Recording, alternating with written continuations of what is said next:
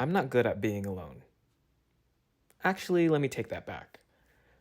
My whole life, I don't ever remember feeling alone. When I was a kid, I was always with my sisters or family. In middle school and high school, I always had David to talk to, and in college, I literally became best friends with my roommate. So, as you can imagine, not a lot of practice being alone.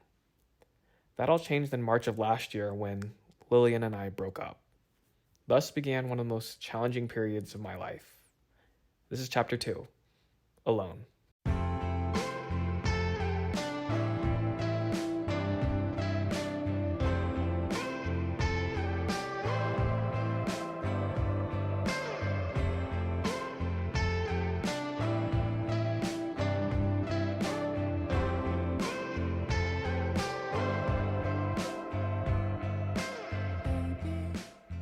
I think it's important to distinguish the difference between being alone and lonely. To me, being alone is the physical state of being without others, while being lonely is an emotional state where even in a room full of people, you'd still feel alone and disconnected from everyone else. I think for a long time, I conflated those two concepts, so much so that I feared being alone because of the loneliness that I thought it would entail. And to be honest, the months after Lillian and I broke up were really lonely.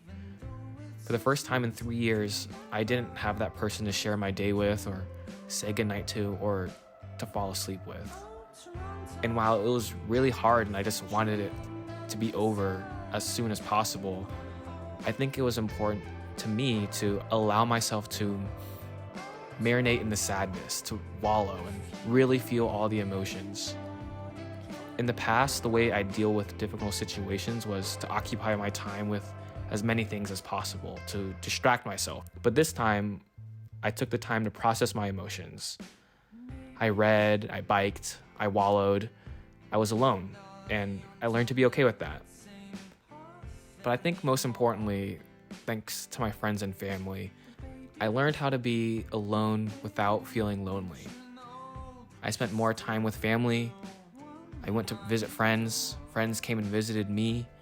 And it was these pockets of joy and contentment that reminded me of how supported and loved I was. And after a difficult 2022, it's not a bad place to be.